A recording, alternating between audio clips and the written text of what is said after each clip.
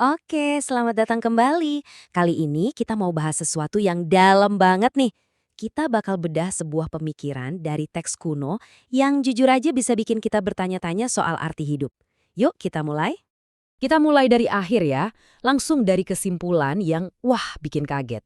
Coba bayangin, Raja Salomo yang katanya orang paling bijaksana yang pernah ada, justru bilang semuanya sia-sia, kayak ngejar angin.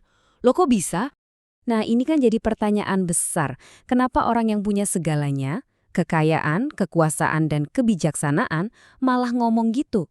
Ternyata untuk ngerti perjalanannya kita harus paham dulu dua alat yang dia pakai, hikmat dan pengetahuan. Emang apa bedanya sih? Oke, ini dia kuncinya. Teks kuno yang kita pelajari ini benar-benar ngebedain dua hal ini. Padahal kan kita sering banget nganggep hikmat dan pengetahuan itu ya sama aja. Ternyata beda banget. Lihat deh perbedaannya. Pengetahuan atau da'at itu soal ngumpulin informasi, fakta, data, pokoknya semua yang kita pelajari. Sementara hikmat atau cokma itu soal gimana cara pakai informasi itu dengan benar. Jadi satu hal itu tahu apa, yang satunya lagi tahu bagaimana. Jadi hikmat itu lebih dalam.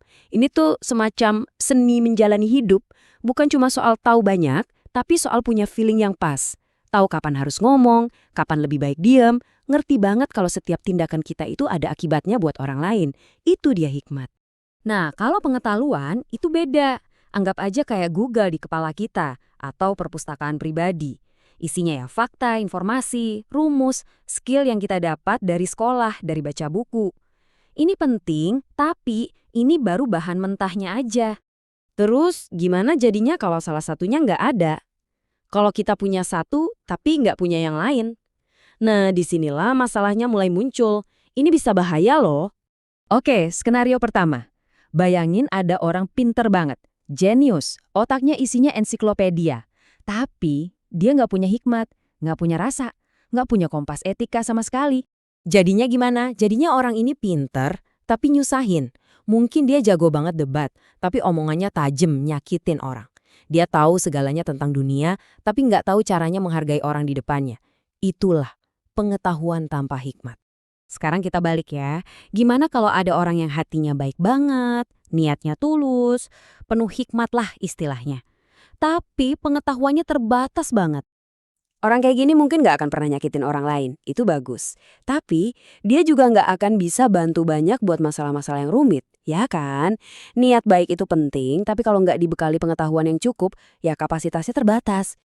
Dan ini membawa kita balik lagi ke Raja Salomo.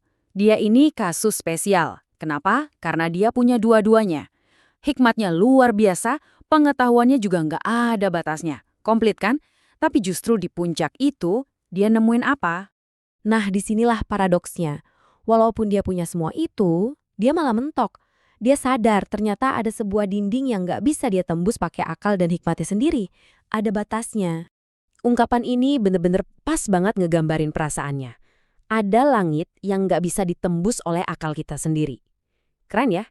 Maksudnya, ada realitas, ada kebenaran yang lebih tinggi yang nggak akan pernah bisa kita pahami sepenuhnya cuma dengan otak kita. Di titik itulah dia sadar, semua ilmunya ternyata nggak cukup. Terus gimana dong? Apa artinya kita harus pasrah aja gitu? Putus asa karena kita terbatas? Atau jangan-jangan ada pelajaran lain di balik semua kesia-siaan yang dia rasakan? Ternyata kata sia-sia itu bukan berarti pesimis, ini bukan akhir dari segalanya. Justru sebaliknya, ini adalah sebuah undangan.